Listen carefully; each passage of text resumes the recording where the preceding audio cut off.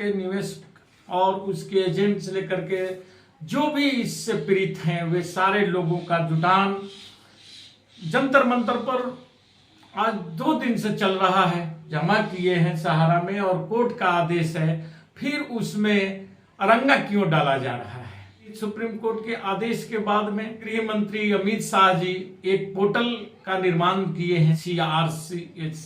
हमारा पैसा है, हमारे पैसे के साथ खिलवाड़ किया जा रहा है। सुप्रीम कोर्ट कहीं पर भी अपने आदेश में ये बात को नहीं बोला है कि 10,000 रुपया ही खाताधारियों को वापस दीजिए। हम लोग अभी तक का जो अध्ययन किए हैं जिसमें 8 से 10 त्रुटियां पाई गई है, जो निवेशकों को लग रहा है कि कहीं ना कहीं सरकार हमें ठगने का प्रयास कर रही है, जबकि पैसा मेरा है और सुप्रीम कोर्ट के आदेश पर सरकार पैसा वापस कर रही है। सरकार हमें भीख में पैसा ये नहीं दे रही है। जब तक सहारा का भुगतान नहीं होगा तब तक मतदान हम नहीं करें। हम लोग जंतर मंतर पर सारे निवेशक एकत्रित होने का ठान लिया है। चाहे जब सरकार की नींद नहीं खुलती है, सरकार इसमें संशोधन करके आता नहीं है, तब तक हमारी ये लड़ाई, हमारी यह जंग जारी रहेगा। सहारा में सबसे ज्यादा बिहार के लोग, छोटे छोटे जो निवेशक, जो खुंचे वाले, रेली मजदूर, इन लोगों का पैसा बहुत ज्यादा, बहुत अधिक मात्रा में इसमें इन्वेस्ट है। आपको मालूम होगा कि कांग्रेस के नेता दिग्विजय सिंह साहब जंतर मंतर पर हुए थे और उन्होंने जो वादा किया है और पर लोगों से दिखा करके पार्लियामेंट में इस बात को उठाने की बातें बधाई के पात्र है। और उन्होंने यही कहा कि आप लोग यदि बोलेंगे तो इसमें राहुल गांधी से लेकर के खड़गे साहब तक हर लोग आपका साथ खड़े होने के लिए तैयार हैं। आप निमंत्रित करिए, इनवाइट करिए। तो हमारा सहारा निवेशक इनवाइट सभी तमाम इंडिया के दलों को निमंत्रण देता है कि आप बचा लीजिए। दोस्तों, आज मैं आपको सहारा के संबंध में कुछ विशेष बातें बतलाने जा रहा हूं। जिस भी इससे पीड़ित हैं वे सारे लोगों का जुटान जंतर मंतर पर आज 2 दिन से चल रहा है और सरकार से मांग किया जा रहा है कि यदि हम अपनी पैसा को जमा किए हैं सहारा में और कोर्ट का आदेश है, फिर उसमें अरंगा क्यों डाला जा रहा है। आपको मालूम होगा कि सुप्रीम कोर्ट के आदेश के बाद में हमारे देश के गृह मंत्री अमित शाह जी एक पोर्टल का निर्माण किए हैं CRCS। यानी सुप्रीम कोर्ट आदेश दिया था कि सेंट्रल रजिस्ट्रार के खाते में जो सेबी के यहाँ 5,000 करोड़ रुपया सहारा ग्रुप का पैसा जमा था, जो हमारा पैसा है, जो हमने इन्वेस्ट किया था सहारा में, और उसको सेबी जब्त किया था, उस 5,000 करोड़ रुपया को सेंट्रल रजिस्ट्रार के खाता में जमा देना था और उससे हमारे जितने भी निवेशक हैं उनको वो पैसा को वापस देना था। लेकिन इसमें सरकार के द्वारा जो चालबाजियां की गई है, चालाकियां की गई है, चुनाव को मद्देनजर रखते हुए उस पर लोगों का सरकार से विश्वास हट रहा है। क्योंकि सरकार की जो मंशा है, जो सोच है, वे परिलक्षित हो रहा है कि वे हमारे पैसे के साथ खिलवाड़ किया जा रहा है।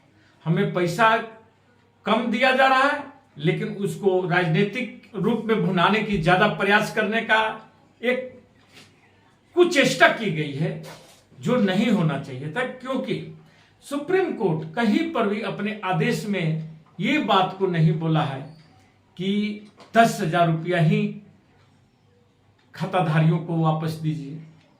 वहां साफ शब्दों में है कि छोटे निवेशकों को पैसा पहले पेमेंट किया जाए। लेकिन सरकार यहां पर जो पोर्टल का निर्माण किया गया है उसमें भी खामियां नजर आती है। क्योंकि सबसे पहले CRC के द्वारा कोई भी नोटिफिकेशन नहीं जारी किया गया है। आखिर जब सुप्रीम कोर्ट का आदेश है तो सेंट्रल रजिस्ट्रार का कर्तव्य बनता था कि एक नोटिफिकेशन निकाला जाता, लेकिन ऐसा कहीं नहीं है। यदि आप किसी को मालूम है कि या किसी को ये यदि पता है कि कोई नोटिफिकेशन निकला है तो उसे हमें भी सूचना देने का कष्ट करेंगे या हमें हमारे कमेंट बॉक्स में जरूर बतलाएंगे। दूसरी चीज ये कि उसमें जो पहला चीज मांग जो पहले दिन आया था, जो सरकार का ही कि जो पोर्टल का निर्माण मार्च अप्रैल में जो किया जा रहा था, उस समय बोला गया था कि सिर्फ आधार को ही बेस बनाया जाएगा। लेकिन अभी जो ये पोर्टल में लॉगिंग कराया जा रहा है, उस लॉगिंग में भी जो निवेशकों से एक शपथ पत्र जो लिया जा रहा है, उस शपथ पत्र पर भी हमारा ऑब्जेक्शन है, निवेशकों का भी ऑब्जेक्शन है, क्योंकि आप उसमें सीधा सीधा लिखा गया है कि आप ये यदि भुगतान ले रहे हैं, आपका जब तक ये पूरी प्रक्रिया पूरा नहीं हो जाता है तब तक आप कहीं किसी मंच पर या कोर्ट में नहीं जा सकते हैं। यहां पर बैंड लगाना ये अनुचित है, क्योंकि ऐसा सुप्रीम कोर्ट का कोई गाइडलाइन नहीं है, कोई आदेश नहीं है, फिर ये अपने मन से सरकार क्यों लगाई है। दूसरा चीज कि आप सबको मालूम है कि इसमें निवेशक, छोटे छोटे निवेशक जो हैं वे कम पढ़े लिखे हैं, उनको इतनी सारी प्रक्रियाएं कि आधार हो, आधार को पैन कार्ड से लिंक हो और वह पैन कार्ड आपके खाता में जो है वहां भी लिंक होना चाहिए। ये जटिल प्रक्रिया जो अपनाई गई है, पर हम लोगों का ऑब्जेक्शन है, हम इसका विरोध करते हैं, हमारा संस्था भी विरोध कर रहा है और इस संबंध में हम लोग ये सोच रहे हैं और इसका एक प्रारूप बनाया जा रहा है, जो कि हम लोग प्रधानमंत्री, राष्ट्रपति और सेंट्रल रजिस्ट्रार तथा जो जज साहब नियुक्त किए गए हैं उनको ये सारे पत्र दिया जाएगा तथा संबंधित स्टेटों को भी, मुख्यमंत्री को भी ये पत्र दिया जाएगा।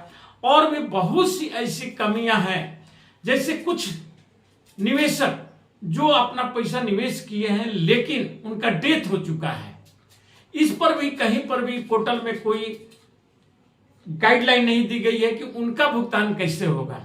तथा कुछ निवेशकों का जो सहारा में ही बीच पहले आया था ऐसा बहुत बार कि आपका पैसा रिफंड होगा और कुछ लोग वहां जमा कर दिए हैं अपना मूल पत्र, उनका पैसा का निराकरण होगा, इस पर भी कहीं पर भी इस पोर्टल में कहीं कोई चर्चा नहीं की गई है।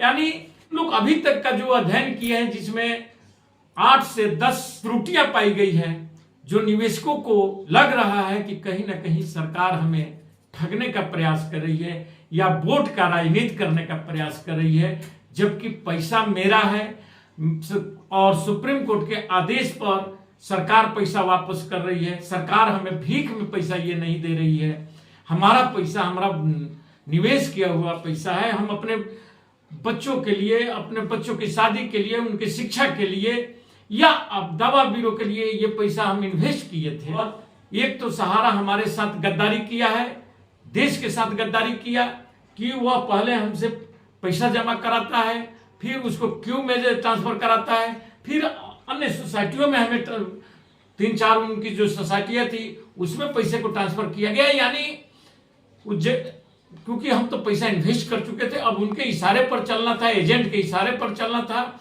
इसमें एजेंट को भी हम लोग ज्यादा दोषी नहीं देंगे, क्योंकि एजेंट हमारे आपका ही भाई है, हमारे ही घर का है और वह 2 पैसे कमाने के चक्कर में एजेंटिंग किया और वे हमें और आपको सबको सलाह दे करके, राय दे करके इसमें इन्वेस्ट कराए हैं। लेकिन वह लोग भी जो कमाए वे भी पैसा इसमें इन्वेस्ट कर दिए हैं। इस पोर्टल के बारे में विस्तृत जानकारी और आपको हम आने वाले समय में जो हम लोग ये प्रारूप बना रहे हैं और अधिवक्ताओं की राय ली जा रही है, सुप्रीम कोर्ट के अधिवक्ताओं से भी, हाई कोर्ट के अधिवक्ताओं से भी और लोकल बॉडी के जिला स्तर के भी जो अधिवक्ता हैं, उन सारे लोगों का एक टीम हम लोग अपने संस्था के मार्फत से बनवा रहे हैं और बहुत जल्द एक हम लोग पत्र ज्ञापन सौंपेंगे राष्ट्रपति, प्रधानमंत्री, गृह मंत्री, सेंट्रल रजिस्ट्रार और इस केस में जो जज साहब देख रेख कर रहे हैं, निगरानी में जो ये प्रक्रिया की जा रही है, इन तमाम लोगों को और इससे संबंधित मुख्यमंत्री को भी जो जो स्टेट के हैं उनको भी ये पत्र दिया जाएगा। साथ साथ आपको एक और बात बतला दूं कि इस सहारा में सबसे ज्यादा बिहार के लोग, छोटे छोटे जो निवेशक जो खुमचे वाले, डेली मजदूर, इन लोगों का पैसा बहुत ज्यादा, बहुत अधिक मात्रा में इसमें इन्वेस्ट है और उन लोगों के पास सारे कागजात भी नहीं। कुछ तो हमारे पास ऐसी भी शिकायतें आ रही है कि हमारा सारा पेपर ही गुम हो चुका है या तो पानी में बह गया है, दह गया है। कुछ लोग बोलते हैं कि हमारे छत नहीं है, हम लोग झोपड़ी में रहते हैं और हम बरसात में पानी पड़ गया और उसमें गल गया है। तो बहुत सी समस्याएं हैं। इस सारे चीजों पर ध्यान देने की जरूरत है। इस पर राजनीति नहीं हो, राजनीति करने की बहुत सी समय है, बहुत जगह है, राजनीति होनी चाहिए, राजनीति कीजिए, चाहे पक्ष हो विपक्ष हो। जैसे आपको मालूम होगा कि कांग्रेस के नेता दिग्विजय सिंह साहब जंतर मंतर पर खड़े हुए थे और उन्होंने जो वादा किया है और पर लोगों से दिखा करके पार्लियामेंट में इस बात को उठाने की बातें बधाई के पात्र है। और उन्होंने यही कहा कि आप लोग यदि बोलेंगे तो इसमें राहुल गांधी से लेकर के खड़गे साहब तक हर लोग आपके साथ खड़े होने के लिए तैयार हैं। आप निमंत्रण करिए, इनवाइट करिए।